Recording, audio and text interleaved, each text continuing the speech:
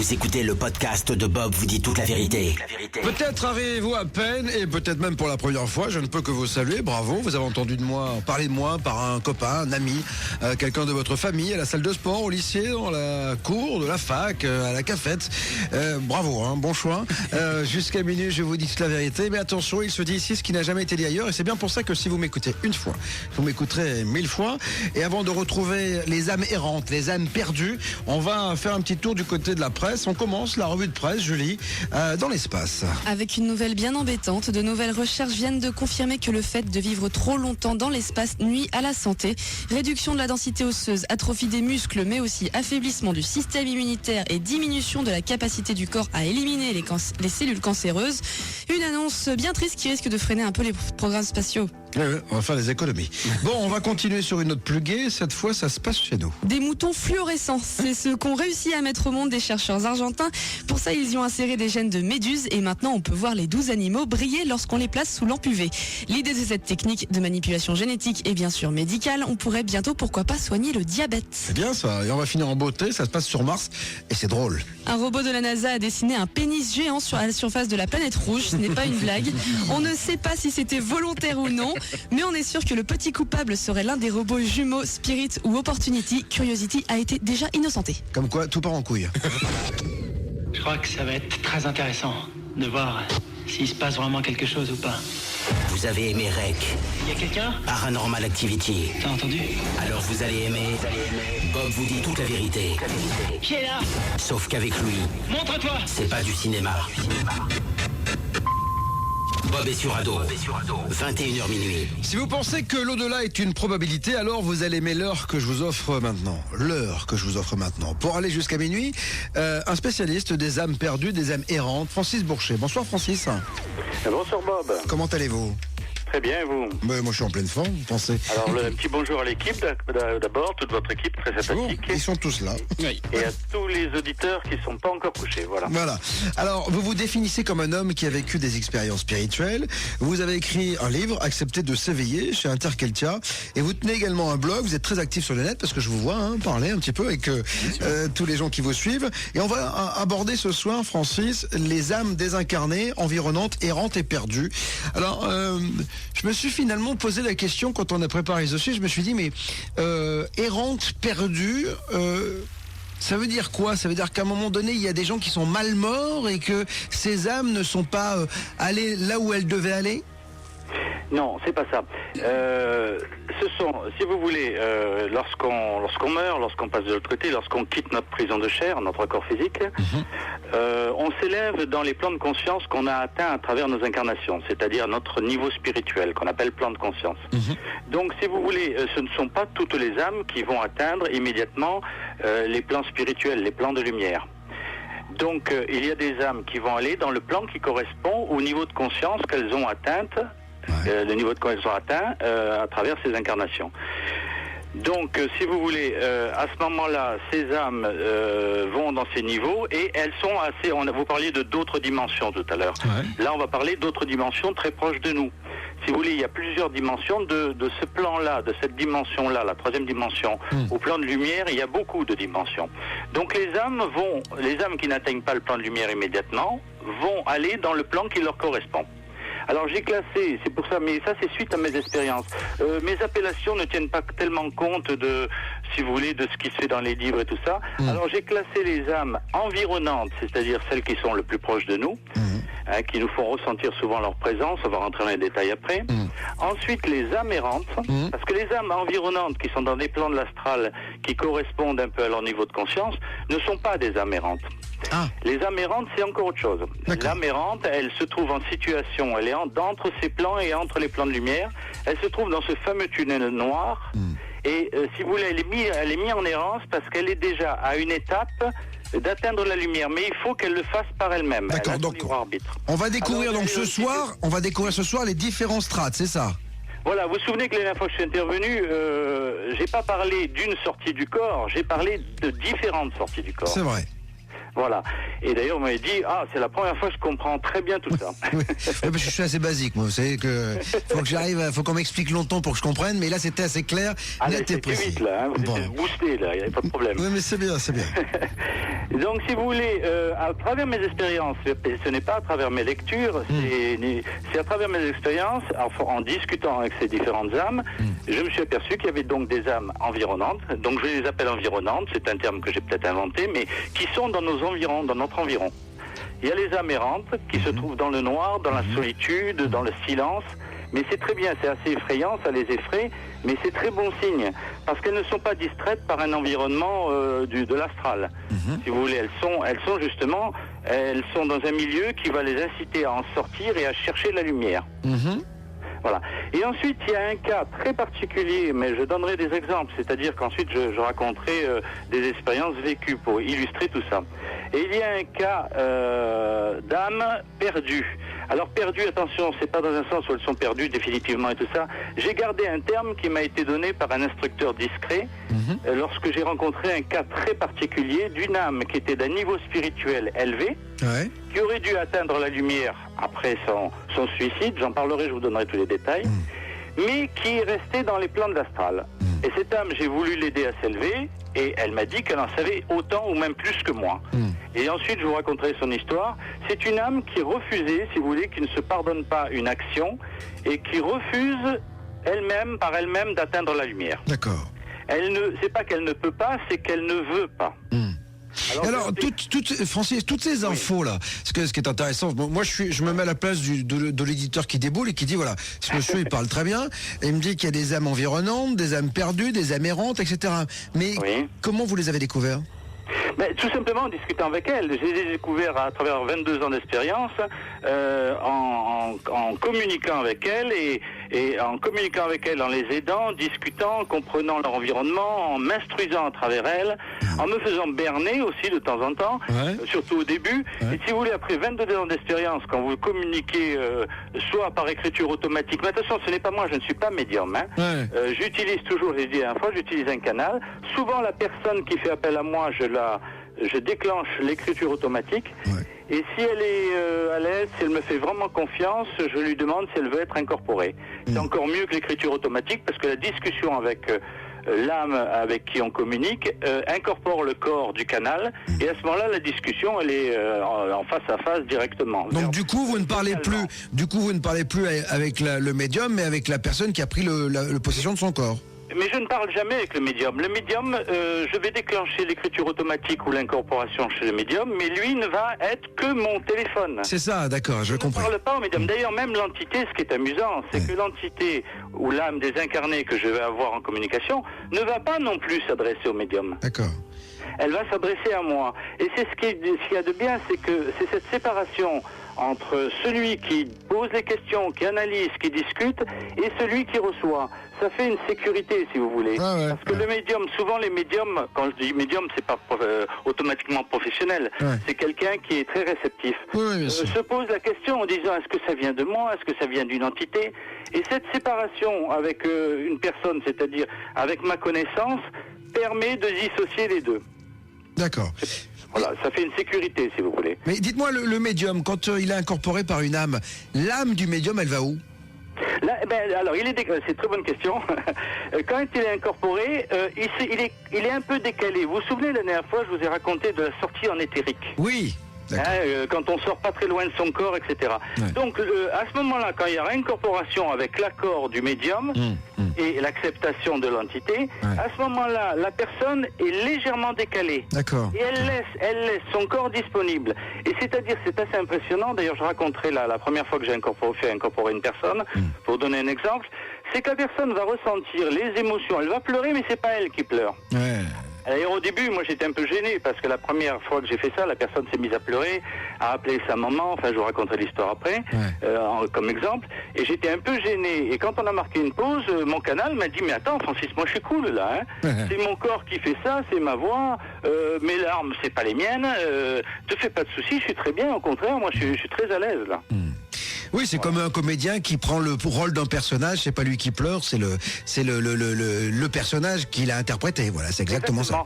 Et en général, le médium est observateur de ça. Ouais, c'est ça. Observateur de son propre corps et d'une voix. Alors, ce qui est amusant et ça peut être impressionnant, c'est que si par exemple j'ai un canal qui est une jeune fille et que je vais avoir je prendrai un exemple tout à l'heure, que je vais avoir un gros bonhomme bourru en ligne, la voix, elle va être énorme. C'est-à-dire que ça va être une grosse voix. Si c'est un enfant, ça va être une petite voix. Si la voix, si vous voulez, c'est toujours la voix du canal. Ouais. Mais avec des intonations bourrues et épaisses, ou alors une petite voix de petite fille. Alors, je comprends mieux, parce que des fois je m'arrête au bois de Boulogne et les femmes elles ont des voix d'hommes et je me dis ça y est, j'ai compris, Francis. Vous m'avez tout expliqué. Ah, il faut bien rire un petit peu de temps en temps. Oui, mais ne sortez pas les autres dimensions là. Non. Alors, on va avancer dans cette discussion. Vous arrivez peut-être, nous sommes avec Francis Bourchet ce soir. Désormais, l'application Bob vous dit toute la vérité est téléchargeable gratuitement sur l'App Store. Alors Francis, on va commencer par les âmes environnantes. C'est quoi? Ce sont des âmes toutes jeunes qui n'ont pas beaucoup d'expérience? C'est quoi ces âmes? Exactement, parce que si vous voulez, une âme qui va traîner dans notre environnement. Attention, il y a plusieurs on va appeler ça des plans, des sous-plans.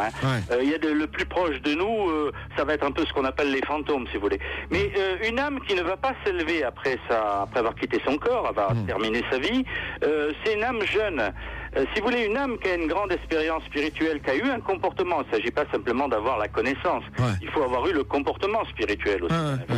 Celle-là va s'élever. Mais si c'est une jeune âme qui n'a pas encore un bagage spirituel très élevé, elle va automatiquement aller dans un de ces plans, des plans de l'astral.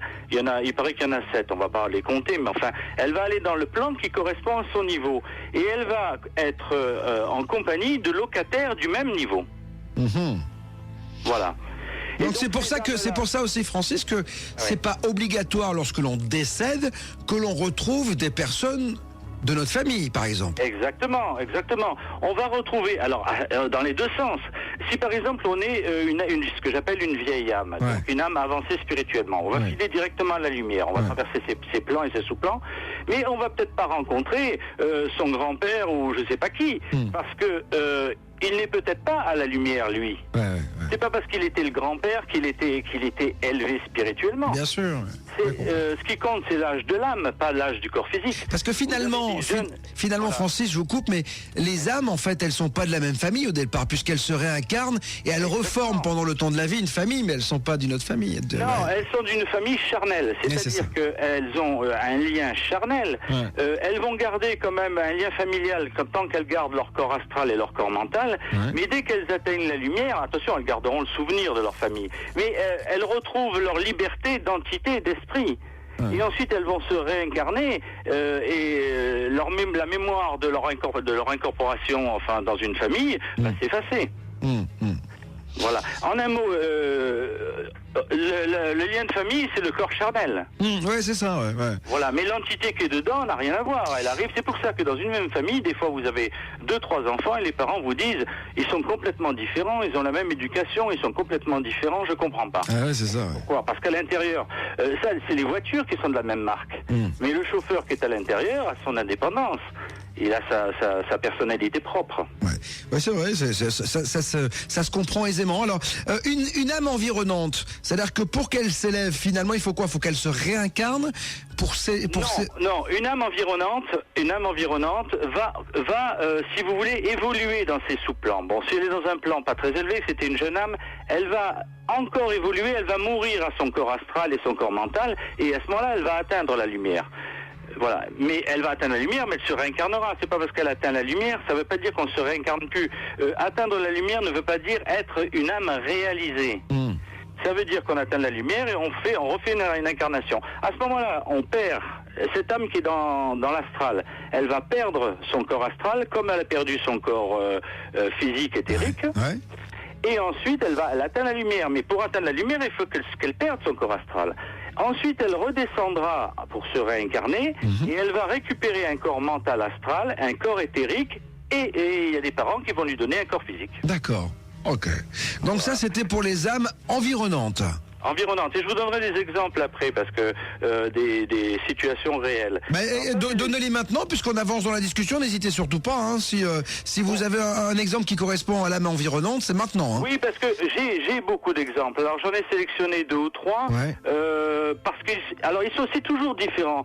C'est-à-dire que c'est pas monotone, si vous voulez. À chaque fois qu'il y a une discussion, etc., c'est toujours. Alors je vous prends un exemple qui est un des premiers exemples amusants, parce que toutes ces âmes, qu'elles soient environnantes, quand elles sont mises sur ma route, surtout les âmes errantes. Les âmes errantes, j'ai pas de difficulté à les monter à la lumière. Ouais.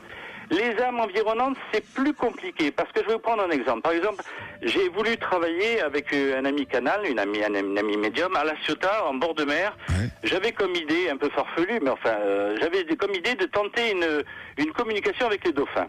C'est pour ça qu'on était au bord de mer. Bon.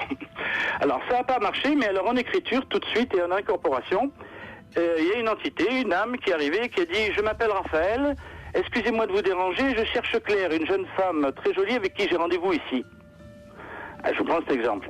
Alors, c'était au début, hein, j'avais pas encore une grande expérience. Ouais. Alors, je me suis dit, tiens, une âme qu'il faut élever à la lumière, j'avais quand même un peu d'espérance. Hein. Alors, je lui explique, il faut que tu montes à la lumière, etc. J'étais maladroit au début, c'était les premières années où je montais les âmes à la lumière. Et j'ai tenté de l'expliquer. Alors, il m'écoute poliment et tout. Mais lui, non, mais moi, je veux pas monter à la lumière parce que j'ai rendez-vous avec Claire. Alors, je lui ai demandé un peu de m'expliquer. Alors, en réalité, il avait rendez-vous.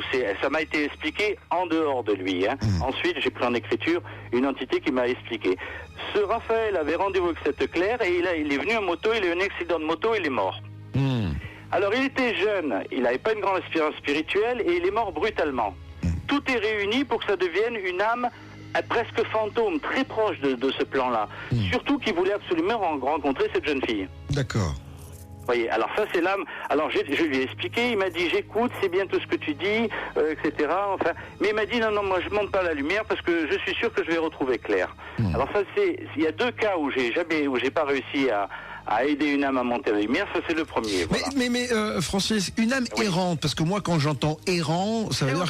C'est autre chose. Oui, mais une âme errante, alors on va les accueillir, on va en parler dans un instant, donc l'environnement, d'accord, on va évoquer errante maintenant, parce que moi quand je vois errante ça me fait un peu, j'ai peur, je me dis la personne qui erre comme ça, c'est le mec dans le couloir, il y a des portes mais je sais pas quelle porte prendre quoi, oui.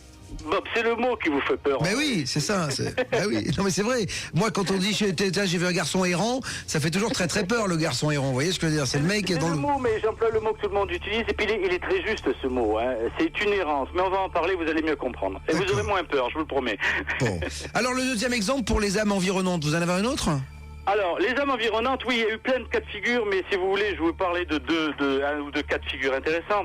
Par exemple, dans les âmes errantes. Alors, il y a Raphaël. Alors, il y a une autre fois un cas très intéressant qui est très émouvant aussi. J'ai ma belle-sœur qui fait appel à moi, qui croit pas trop à ces choses-là, mais qui fait appel à moi et qui me dit, voilà, Anthony, donc mon neveu, qui devait avoir 8 ans, il y a un problème, c'est toutes les nuits, il se lève en pleurant, hurlant, et il vient dormir avec nous, avec le couple. Et elle me dit, ça a démarré le jour où j'ai changé son lit. J'ai acheté un lit dans une brocante, un lit ancien qui date des années 1900, je sais pas combien. Et elle me dit, c'est depuis qu'il y a ce vieux lit qu'il y a ce problème. Elle me dit, bon, je sais tout ce que tu fais, je sais pas si j'y crois. Elle m'a pas dit j'y crois pas, mais je sais pas si j'y crois. Mais est-ce que tu peux venir? Parce que quand même, la coïncidence est énorme.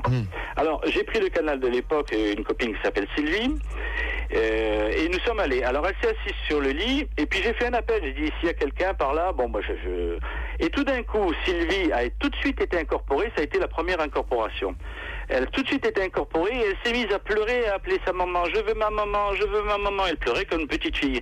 Et c'était très impressionnant parce que Sylvie, c'est une belle jeune femme de 35 ans qui pleurait comme une petite fille, mais à chaude de larmes.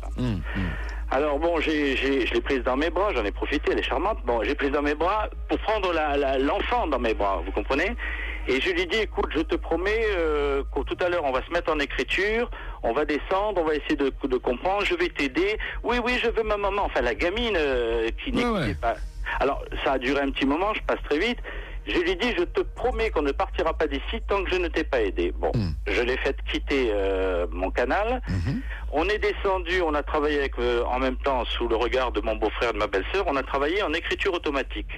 Parce que si vous voulez, l'émotion de la petite, c'était, ça aurait pu durer des heures. Donc, alors, j'ai fait une chose, tout de suite, j'ai demandé un conseil. Alors, l'ami de lumière, celui que j'appelle le gardien du plan, qui est cette entité qui est au bout du tunnel, m'a dit, nous allons te donner une clé, nous attendions ton appel, nous allons te donner une clé, nous allons te donner le prénom de la maman, qui est morte.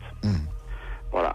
Alors, en écriture automatique, j'ai demandé la maman, qui est arrivée, et qui m'a expliqué, je vais être très rapide, qui m'a expliqué, mais voilà, ça date des années de 1800, je sais plus combien, elle m'a donné son prénom et tout, elle m'a dit, on a déménagé, on est venu à Gémenos. Gémenos, c'est un petit village pas loin d'ici, et elle m'a dit, on avait ce lit que vous avez maintenant chez vous.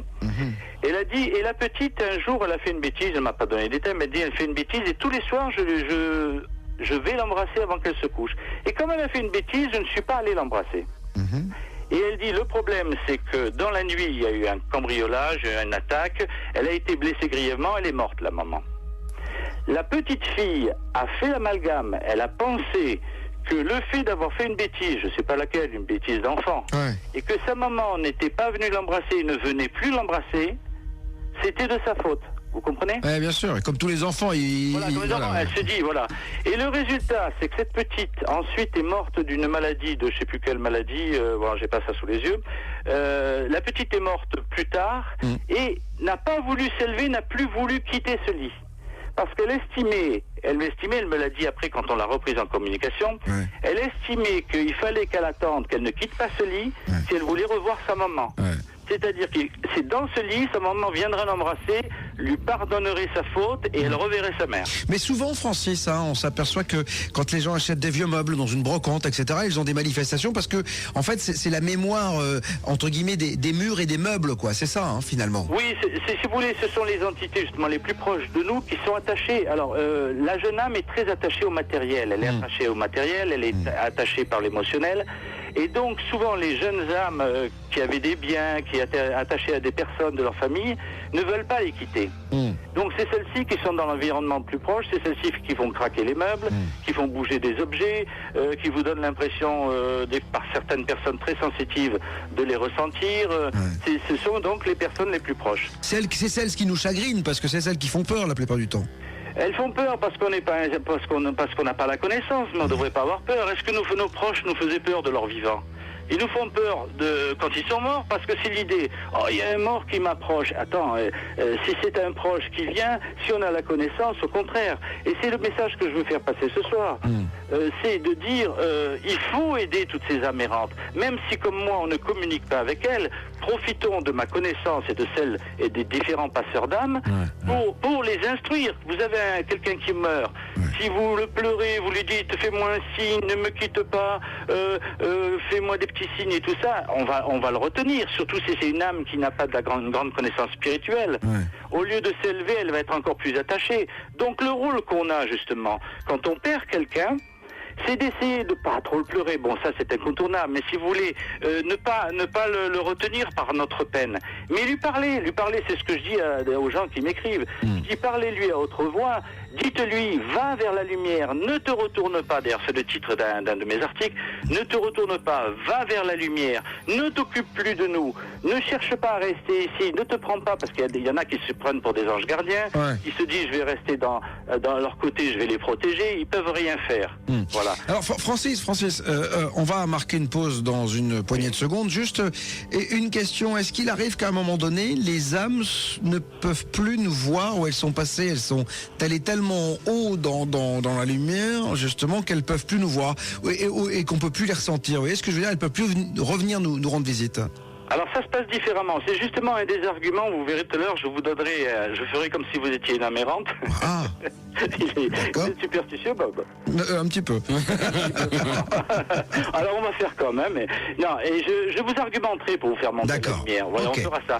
Donc un des arguments, justement, si je vais répondre à votre question, c'est que quand les âmes atteignent la lumière, elles peuvent nous appeler pendant notre sommeil profond. C'est-à-dire qu'elles ne descendent plus dans ces plans grossiers, sauf quand elles vont se réincarner. Mais pour descendre dans ces plans grossiers, il faudra qu'elles reprennent un corps astral, un corps mental, un corps éthérique, un corps physique. Donc, qu'est-ce qui se passe? Quand elles sont à la lumière, elles retrouvent leur personnalité, elles retrouvent, j'allais dire leurs esprits, mais ça fait un mauvais jeu de mots. Donc, si vous voulez, elles retrouvent leur mémoire antérieure.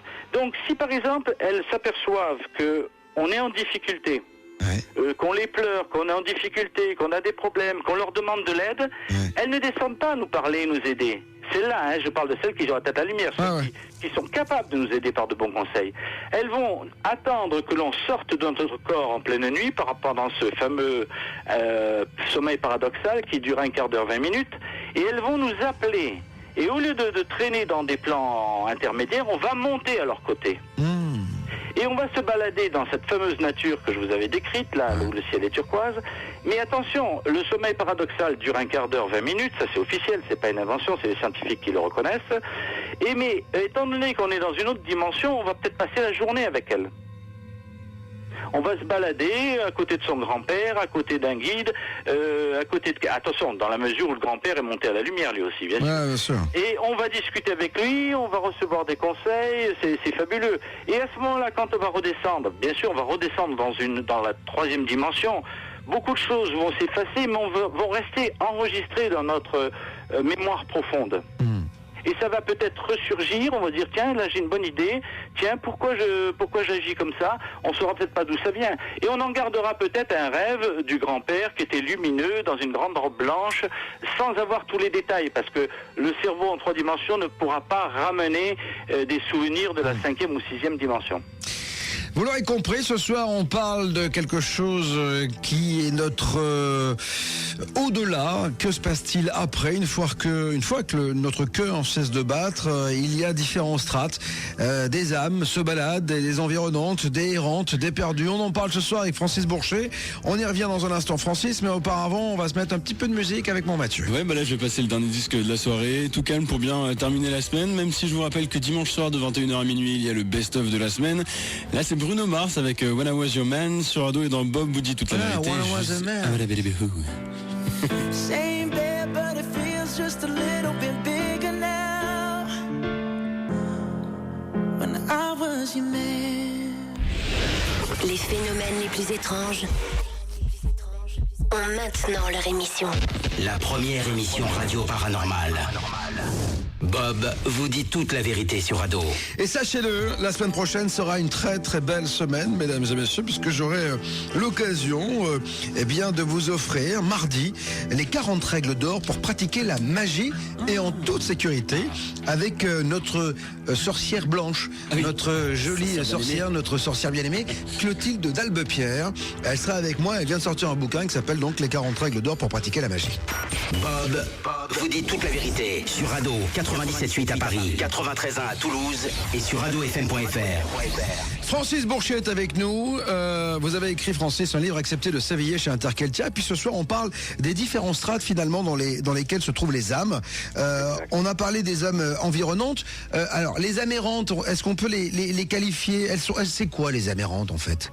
Alors, les âmes errantes, après on reviendra un tout petit peu aux âmes environnantes parce que c'est celles qui ont le plus d'histoire quand même. Alors les âmes errantes, si vous voulez, une âme qui est assez avancée spirituellement, mais pas complètement, au lieu de rester dans ces plans de l'astral, et elle n'est peut-être pas encore capable, elle n'est peut-être pas encore du niveau à atteindre la lumière, va être dans ce fameux tunnel qui va vers la lumière. Elle va y stagner. Mais attention, ce ne sont pas des punitions, c'est pas quelqu'un qui décide, c'est simplement le niveau qu'on a atteint par notre comportement spirituel qui fait ça. Justement, est-ce que nos actions de notre vivant ont une incidence sur les strates dans lesquelles on se trouve?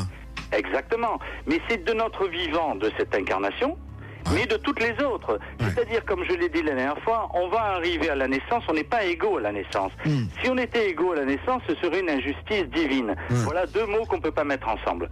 Donc, à la naissance, on arrive avec nos comportements, nos bons et nos mauvais comportements. C'est pour ça que je dis qu'on a la valise bonus-malus. Je manque pas d'assurance, là. Bon, donc on arrive avec donc on n'est pas égaux. On arrive avec notre niveau spirituel acquis par nos comportements. D'accord. Non seulement après cette vie, mais il y a également tout le bagage d'avant également. Mais ça veut dire que une âme qui se réincarne alors qu'elle est déjà à un niveau très important, est-ce qu'elle va faire un homme ou une femme plus sympathique ou plus spirituellement en phase avec les autres Mais bien sûr, n'importe comment. Soit elle ne se réincarne plus parce qu'elle est réalisée, elle est terminée, c'est une âme éveillée réalisée, j'en avais parlé, qui ne se réincarne plus, sauf si, mais ça c'est encore un truc à part, sauf si elle décide de redescendre tant qu'il y aura une seule âme à élever. Ça c'est un cas très particulier. Hein. Ça fait les grands êtres, ça fait des grands initiés. Mais sinon une âme très avancée spirituellement, qui est montée très rapidement à la lumière, ou qui a traîné un peu en errance, ou même qui est montée directement à la lumière, quand elle va redescendre, on ne fait pas, on ne revient pas en arrière. Tout son acquis spirituel qu'a fait qu'elle est élevée spirituellement, donc automatiquement, c'est automatiquement une belle âme, elle a un bon comportement, elle a l'amour du prochain, etc. Donc celle-là, elle ne va pas régresser, on ne régresse pas. Vous comprenez? Oui, bien sûr. Donc, ça va faire, je vous disais la dernière fois, je parlais des jeunes âmes, des âmes adolescentes, des âmes adultes, des vieilles âmes et de l'âme réalisée.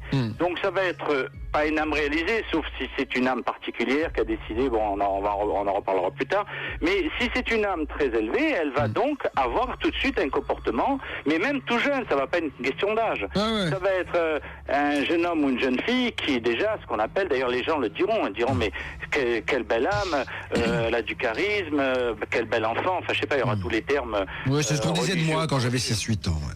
Voilà, exactement, j'ai hésité à le... Mais dites-moi, alors, s'il y a des belles âmes, il y a aussi des âmes qui sont plus méchantes. J'aime pas je n'emploie jamais le mot, on emploie le mot mauvaise âme. Oui, alors. On dit ça c'est une mauvaise âme. Moi je l'emploie pas. Je n'emploie pas la notion du bon et du mauvais, j'ai un peu dépassé ça. Je vais dire que c'est une jeune âme. C'est-à-dire que comme un enfant, elle est perturbante, c'est ça? Elle peut faire chier? Oui, mais attention, j'aime pas la comparaison avec l'enfant, parce qu'il peut y avoir une vieille âme dans un corps d'enfant, et une jeune âme dans le corps d'un vieillard, costume croisé avec une légion d'honneur. Ça peut être une jeune âme à l'intérieur, un enfant effigie, voilà. Donc, je dis jeune âme, mais attention, oui, c'est pas qu'elle va être dissipée, c'est qu'elle n'est pas élevée spirituellement, et elle va se dire, je n'ai qu'une vie quand elle va être incarnée. Son raisonnement, ça va être de dire, je n'ai qu'une vie, il faut en profiter pleinement à tout prix. Est-ce que, quand par exemple, on voit beaucoup aujourd'hui d'enfants hyperactifs, je le sais parce que moi j'ai un fils hyperactif, donc on l'a détecté, il devait avoir 3-4 ans. Est-ce que on peut imaginer que ce sont des jeunes âmes justement qui sont dans les corps de ces enfants hyperactifs, donc un peu dissipés comme vous le disiez, parce qu'un enfant hyperactif, c'est un enfant qui n'arrive pas, attention, c'est pas un enfant qui est perturbant ou qui fout le bordel, hein. On peut être hyperactif en étant pas forcément tout le temps en train de sauter sur sa chaise. C'est un problème de concentration, l'hyperactivité. Mais est-ce que on peut imaginer que finalement un hyperactif, comme on disait, on a beaucoup parlé des enfants indigos à une période, on parlait de New Age quand on a parlé de Sirius tout à l'heure, le film, et c'est vrai que les New Age dans les années 70, les enfants indigos, c'était ces enfants qui avaient de l'hyperactivité, mais aussi une certaine sensibilité, parce que les enfants hyperactifs sont très sensibles, hypersensibles d'ailleurs. Est-ce qu'on peut imaginer que ce sont des êtres qui sont avec une jeune âme? Non, pas du tout, pas de rapport. D'accord. En plus, c'est amusant que vous parliez d'enfants hypersensibles, je vais en parler tout après, peut-être si j'ai le temps. J'ai traité un enfant justement hyperactif comme ça. Donc, si vous voulez, non, ils sont hyperactifs, mais maintenant, si en grandissant, en plus d'être hyperactifs, ils sont méchants, s'ils arrachent la moustache du chat, s'ils tuent les moineaux, enfin, ça c'est des comportements de jeunes âmes. D'accord. Oui, j'aime pas le mot méchant non plus, mais hyperactif ne veut pas dire mauvais. Ah non, hyperactif, c'est presque une sensibilité excessive, ça va se calmer, exactement. Ça va... Bon, maintenant, si ça devient un bandit, ça veut dire que c'est une jeune âme. Bien sûr. Une jeune âme hyperactive. Mais séparons tout de suite l'hyperactivité de l'âge de l'âme, du comportement spirituel. C'est une vraie question de papa, là, je l'ai. Donc, oui, non, mais elle est bonne, cette question. En plus, j'ai aidé un gamin, vous devriez aller sur mon blog, je sais plus comment est le titre. Bon, enfin, je vous enverrai le lien. Hein. D'accord. J'ai traité un gamin, on m'a amené un gamin hyperactif. Je peux en parler rapidement. On revient aux âmes errantes après. Ouais. On m'a amené un gamin en me disant, voilà, il est hyperactif. Il devait avoir, je sais pas, une douzaine d'années. Ouais. On ne sait plus quoi faire. Les toubibs n'arrivent pas. Ils nous donnent des médicaments qui l'abrutissent. Et la personne qui me l'a amené, qui a amené ce couple avec cet enfant, était mon canal de l'époque. Ouais. Alors, je débutais, donc j'avais jamais soigné un cas comme ça, ni même soigné tout court. Alors, qu'est-ce que j'ai fait? J'ai mis mon canal en écriture automatique et j'ai demandé conseil à mon ami, le gardien du plan, à qui je faisais appel à l'époque quand je savais plus trop quoi faire. Alors, tout simplement, il m'a expliqué, il m'a dit, tu vas passer ta main au-dessus de sa tête, à 20 cm de distance, en tournant, et après, je garde le canal, je te dirai d'arrêter. Bon. En un mot, si vous voulez, il a travaillé à travers moi. Alors j'ai fait ça, et le gamin est passé tout de suite comme en hypnose, c'est-à-dire qu'il a fermé les yeux, il bougeait plus. À la grande inquiétude des parents, un tout petit peu à la mienne, mais je voulais pas le montrer quand même, je reste très confiant. Donc il est resté comme ça. Le gardien du plan a dit à mon canal stop, c'est bon qu'il arrête, et attendez. Et le gamin ne bougeait plus. Alors un hyperactif qui ne bouge plus, et la mère a commencé à chialer, elle était inquiète, le père me regardait. Bon, alors je suis passé derrière le gamin, je l'ai un peu laissé 5 minutes encore comme ça, et doucement j'ai posé mes mains sur ses épaules, et je l'ai réveillé, si vous voulez, façon de parler. Et le gamin était un autre gamin, c'est-à-dire qu'il était d'une tranquillité à tel point qu'il s'est mis dans un coin, il nous regardait, et les parents, la mère n'arrêtait pas de pleurer, elle observait son gamin, elle comprenait rien. Elle ne le reconnaissait pas. Le gamin est venu s'asseoir, alors ça c'est le clou du spectacle, le gamin qui ne me connaissait à peine est venu s'asseoir sur mes genoux pendant que je discutais avec les parents et que je leur expliquais, je les instruisais des différents niveaux d'âme, etc. D'accord. Et ce gamin, on m'a téléphoné dans les jours qui suivaient, ce gamin n'a plus jamais été hyperactif. Dites-moi, si j'avais su. Ah oui, non mais attendez, oui, j'oubliais quand même quelque chose d'important. En écriture, pendant que je m'occupais du gamin, le gardien du plan a expliqué pourquoi ce gamin a été hyperactif. C'est un gamin qui avait été tué dans une incarnation à coups de pierre sur la tête. Oh la vache. Voilà, j'ai oublié, je sentais que j'oubliais quelque chose, c'est des articles que j'ai écrits il y a des années, donc je les ai pas tous en mémoire. Hein.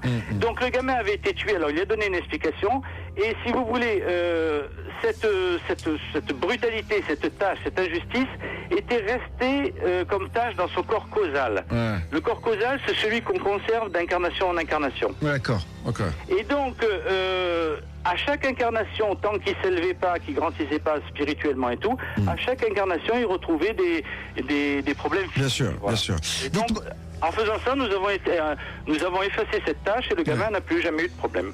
Eh bien, tant mieux pour lui. Et j'avais une question à vous poser parce qu'on en a parlé hier soir avec une médium. Elle nous a parlé des âmes jumelles. Est-ce que ça vous dit quelque chose, les âmes jumelles ? Je sais qu'on en parle beaucoup, mais là, je ne sais pas. J'ai jamais eu affaire à ça. Je sais qu'il y a des liens karmiques, c'est-à-dire que vous pouvez très bien, dans cette incarnation, rencontrer une personne qui a peut-être été votre sœur, etc. Je sais pas, un lien charnel. Mais je ne sais rien sur les âmes jumelles. D'accord. Alors, on va revenir on a parlé des âmes errantes. Alors, ces âmes qui sont élevés spirituellement mais pas assez pour passer tout de suite à la lumière, vont soit aller à l'errance, soit ce sont des âmes environnantes qui étaient dans l'astral, qui ont évolué et qui sont passées dans ce tunnel. Alors ces âmes-là, la première fois que j'ai fait l'écriture automatique, c'était avec mon épouse. Je suis arrivé, je lui ai dit prends une feuille, prends un crayon, je savais même pas pourquoi je disais ça. Elle m'a regardé, c'était au début de tout ce qui m'arrivait. Elle a pris un crayon et bon, elle a fait ce que je dis, elle a posé la mine sur le papier et elle s'est mise à écrire à toute vitesse. Alors, la première âme errante, elle avait peur. J'ai peur, aidez-moi. Alors, en général, c'est comme ça qu'on reconnaît les âmes errantes. Elles vous disent, elles ont peur, elles font appel à vous, aidez-moi, il fait noir, j'ai froid, je suis seule. C'est impressionnant, surtout si on fait ça en incorporation. Hein. En écriture, ça l'est moins, mais il y a toute l'émotion dans l'écriture. Ça peut être affolant. Mais moi, à la limite, quand je tombe sur une âme errante, je suis tout de suite rassuré parce que c'est beaucoup moins compliqué que d'aider une âme environnante qui est attachée à sa bagnole, qui est attachée à sa famille, voilà, etc. Voyez. Mais dites-moi, le problème c'est qu'une âme errante là, vous me dites l'âme elle pleure, elle a froid, il fait noir, mais elle peut rester combien de temps dans cet environnement là ? J'en sais rien, mais si vous voulez déjà, elle est dans une dimension, le temps n'est pas le même que le nôtre. Mais ensuite, normalement et logiquement, elle ne va pas rester très longtemps. Parce qu'elle elle est déjà, si vous voulez, à la porte de la lumière, mais elle est dans le fameux tunnel noir. Vous savez, en NDE, ceux qui font un NDE le connaissent, ce tunnel. Ils passent dans ce tunnel noir et ils arrivent devant un être de lumière ou à la lumière qui leur dit non, c'est pas le moment, ils font marche arrière. Bon, c'est ce que j'appelle le tunnel de l'errance. En plus, j'ai été un peu instruit, si vous voulez, par justement cette entité de haut niveau, cet être de lumière qui les accueille. C'est lui qui m'a un peu instruit là-dessus. Donc, je crois qu'il est bien placé. Donc, si vous voulez, ils ne sont pas... Les âmes qui sont en errance, c'est impressionnant parce que elles ont peur, elles ont froid. Enfin, je vais pas revenir là-dessus. Mais, d'un autre côté, elles sont en situation à ne pas être distraites par d'autres entités, elles sont déjà loin des biens matériels. Qu'est-ce qu'elles vont chercher? Elles vont chercher l'amour, la chaleur et la lumière. Donc en un mot, elles sont mûres pour passer à la lumière. C'est pour ça que moi, quand j'aide une âme errante à passer à la lumière, je n'ai pas de grandes difficultés. Alors je vais expliquer mon procédé. Je l'ai appris sur le tas par des centaines et des centaines d'expériences de ce type. Quand j'ai une âme errante, je comprends tout de suite qu'elle est errante parce que je lui pose la question. Elle me dit je suis dans le noir, je suis seul, mais enfin, je ne vais pas revenir là-dessus. Et alors, je lui dis, est-ce que tu veux retrouver la lumière, est-ce que tu veux la chaleur, etc. Alors, il y en a qui me disent, oui, ça va très vite, il y en a d'autres qui me disent, mais je sais pas ce que tu me racontes, etc. Alors, en général, ce que je fais, je leur demande, quand j'arrive pas trop, parce qu'il y en a, j'arrive très vite, j'arrive en quelques secondes, et puis d'autres, ça peut durer 1 heure. Elles sont restées très humaines, il y en a qu'on arrive à convaincre rapidement, et d'autres non. Alors moi, ce que je fais en général, je leur demande quel est l'être de leur famille ou de leurs proches qui est parti avant elles, quel est son prénom. Alors on me dit par exemple, quelle est la personne que tu aimais le plus. Alors par exemple, ça va être ma grand-mère Hélène. Alors je lui dis, est-ce que tu veux retrouver Hélène? Je joue là-dessus si vous voulez. Je lui donne un argument, attention, je ne triche pas. Je vais réveiller l'amour qu'elle avait pour sa grand-mère. Je vais réveiller cette chaleur dans son cœur pour qu'elle ait envie de retrouver sa grand-mère. Alors je lui dis, est-ce que tu veux la revoir? Alors là, elle va pas me dire non. Alors je vais faire comme si j'étais. Je dis, bon, à ce moment-là, cherche, dans tout ce noir, cherche un point lumineux. Alors souvent on me dit, mais j'en vois pas. Alors, je dis, regarde partout, cherche encore. En un mot, je réveille en elle l'envie d'aller à la lumière. Donc, elle va déclencher ça. À ce moment-là, elle me dit, oui, ça y est, je l'avais pas vu. Il y a un petit point lumineux, si vous voulez, c'est le bout du tunnel. Il y a un petit point lumineux, mais il est trop loin, j'y arriverai jamais, parce qu'elles ont gardé quand même des notions humaines de distance et de temps. Alors là, je sais que c'est gagné. Quand j'entends ça, je sais que c'est gagné. Et Francis, dites-moi, parce que vous me parlez beaucoup de lumière, là. Mais c'est quoi la lumière? Ben, si vous voulez, on appelle ça plan de lumière. C'est en réalité quand on l'atteint, ce plan, ce qui nous impressionne le plus, c'est sa luminosité. Mais quand on y est ensuite, c'est ce plan que je vous ai décrit, où tout est beau, les couleurs sont fabuleuses. Si vous voulez, bon, c'est un peu je pense que c'est un peu le paradis des chrétiens. Et finalement, ces plans intermédiaires de l'astral, si on veut faire une similitude, ce serait un peu le purgatoire. Pour moi, l'enfer, il est ici, hein, Bob. Il est là où on est. Hein, bon. C'est pour ça qu'on dit ici bas, c'est ça?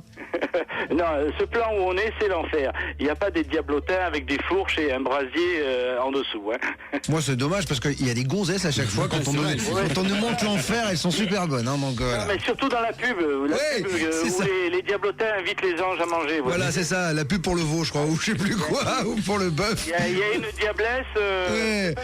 Je sais pas si c'est le diable qu'elle tire par la queue, mais enfin bon...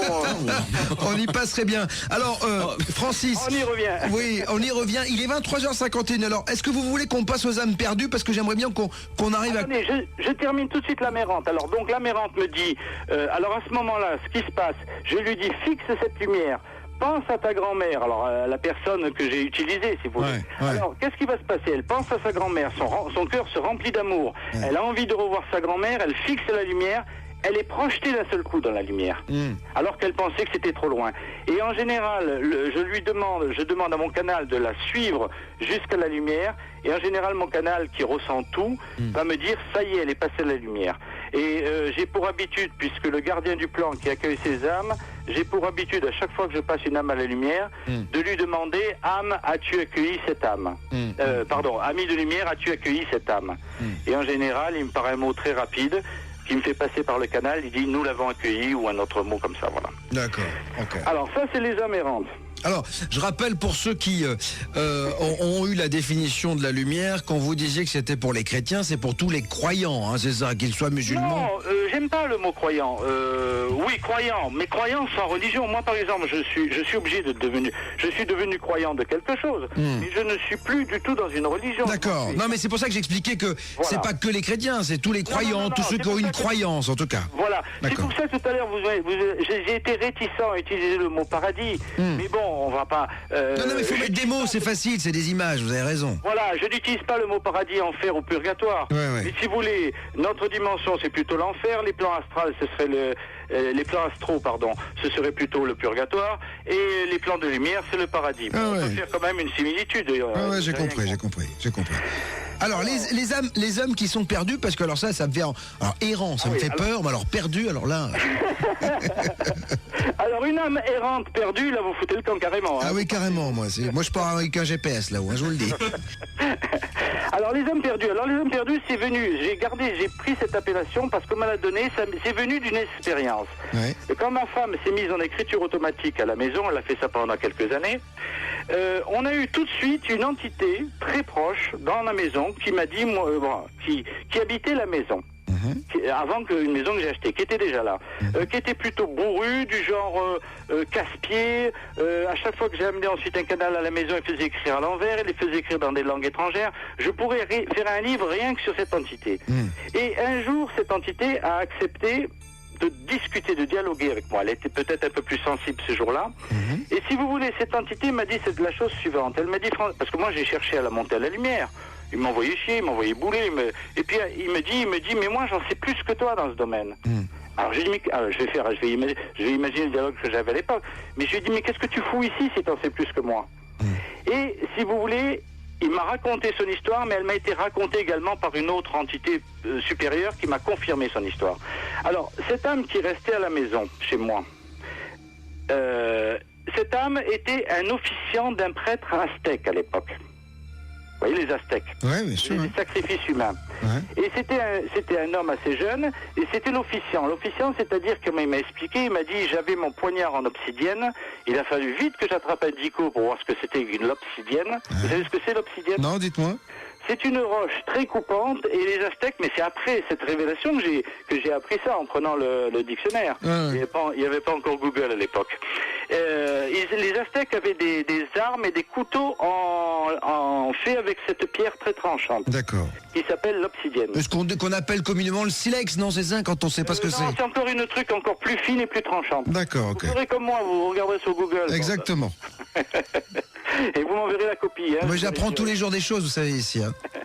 Donc il m'explique son histoire, je vais être rapide. Voilà, il me dit, voilà, moi j'étais l'officiant, c'est moi qui ouvrais à la pleine lune ou pour les saisons, enfin les différents sacrifices, c'est lui qui ouvrait la cage thoracique et qui enlevait le cœur. Vous voyez, il avait un super job, le mec. Ouais, super. Mais bon, c'était dans leur mœurs. D'accord, dans leur façon de vivre. C'était leur spiritualité, je veux dire ça. Mais alors il m'explique, j'ai dit, mais alors où est le problème? Et il me dit, le problème c'est que j'aimais une jeune fille, mais en secret, parce que je crois qu'il n'avait pas le droit en tant qu'officier de prêtre. J'aimais une jeune fille en secret que je voyais régulièrement, et c'est elle qui a été sélectionnée pour le prochain sacrifice. C'est-à-dire qu'on lui a mis la nana qu'il aimait. Il devait lui enlever le cœur, lui. On lui a mis sur la grande pierre, et il a été obligé de lui ouvrir le torse pour lui enlever le cœur. Sympa, bonne ambiance quand même, hein. Voilà, je vous la raconte comme ça, mais c'était raconté d'une façon plus émouvante. Je fais juste par me les souvenirs, hein, j'ai pas le texte sous les yeux. Et il m'explique, je ne l'ai pas supporté, je me suis jeté d'une falaise. Et je lui dis, mais quel rapport avec le fait? Il me dit, je ne me pardonne pas. Je ne veux pas, je n'arrive pas, et je ne veux pas me pardonner. Alors, j'étais encore tenté, il m'a dit, non, cherche pas, Francis, je t'ai dit que j'en sais plus que toi dans ce domaine, ma spiritualité était élevée, il y a beaucoup de cas particuliers. Et il me dit, non, n'insiste pas. Donc, j'ai pu insister, mais j'ai demandé conseil à une âme plus élevée, une entité plus élevée, qui m'a expliqué, qui m'a dit, ça arrive, c'est ce que nous appelons les âmes perdues. Ce sont des âmes qui refusent d'atteindre la lumière parce qu'elles ont eu un comportement qu'elles ne se pardonnent pas. Mais il m'a dit, un jour, il atteindra la lumière, mais pour l'instant, c'est ce que nous appelons des âmes perdues. En fait, elles se punissent elles-mêmes, quoi, c'est ça? Voilà. Il a tellement honte de son acte. Si vous voulez, le fait d'avoir commis cet acte, Il s'est mis à haïr Dieu, à haïr les hommes, à se haïr lui-même. C'est énorme. Finalement, vous êtes en train de me dire qu'il vaut mieux qu'on soit fier de ce qu'on en a fait sur notre passage sur Terre, quoi, c'est ça? Ben, exactement, c'est le but de toutes ces incarnations. Hein. Le but, il est là. Le but est de progresser, d'avoir la pensée juste, la parole juste et le geste juste. Je vais vous dire un truc, c'est pas une phrase de moi, mais bon. Nous ne sommes pas des êtres humains vivant plus ou moins une expérience spirituelle.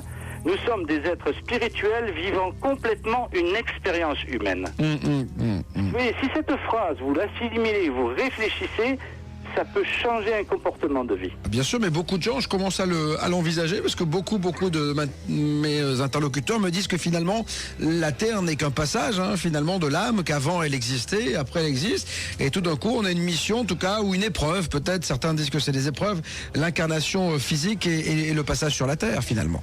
Oui, je vous l'avais d'ailleurs expliqué à l'intervention précédente, c'est-à-dire que cette dimension est particulière. Je vous ai expliqué tout à l'heure que les différents plans, les âmes étaient réunies, les locataires des différents plans, en fonction de leur niveau spirituel. Ouais. Le seul plan, la seule dimension où toutes les âmes de niveaux différents sont mélangées, c'est ici. Ouais. Et pourquoi? C'est pas une erreur du Big Boss, c'est que c'est la seule façon qu'il y ait le bordel, excusez le terme, j'en ai pas d'autre, mais qu'il y ait plein d'épreuves qui nous fassent grandir. Ouais, puisqu'on ne va grandir qu'à travers, j'enlève le mot épreuve, parce que épreuve ça veut dire mauvais. Ouais. Je vais garder que le mot expérience. Bien sûr, il va y avoir des bonnes et des mauvaises. Mais ce sont toutes ces expériences. Si vous voulez, c'est un centre d'apprentissage de la progression spirituelle ici. Ouais. Bah écoutez, à travers les différentes incarnations. Francis, on arrive pile à minuit, on va être obligé de se quitter. J'ai encore une fois tout compris, donc tout va bien, Francis. Vous pouvez revenir en deuxième semaine, il n'y a pas de problème. Je rappelle que vous avez écrit accepter de s'éveiller chez Interkeltia, que vous avez un blog et qu'on peut aller vous retrouver d'ailleurs sur la page Facebook, hein, Fabrice. Voilà, alors, Francis, pardon. Blog, mais le mieux c'est de passer par ma page publique Facebook qui s'appelle tout simplement accepter de s'éveiller. Et ben voilà. C'est une page publique, c'est pas ma page perso. Mais j'écris tous mes articles, mes expériences racontées, il y en a 134 de racontés, et je réponds à tous ceux qui commentent. Il y a une très bonne ambiance sur cette page. D'ailleurs, je salue ce soir tous les amis de cette page qui sont certainement à l'écoute de l'émission. Oh bah je le sais. Ceux qui sont déjà couchés écouteront comment vous dites, le podcast. Salut Francis et mille fois merci et bon week-end. Allez, vous aussi, à toute l'équipe et à tous les auditeurs. Ciao. Si vous avez vécu un phénomène paranormal, si vous pensez que le gouvernement nous ment, que la réincarnation existe, si vous avez vu un ovni, si vous croyez à la vie après la mort, si vous pensez avoir un don de voyance, si vous faites des rêves prémonitoires, si vous avez dormi dans une maison hantée, votre témoignage nous intéresse. Contactez-nous sur adofm.fr ou la page Facebook Ado.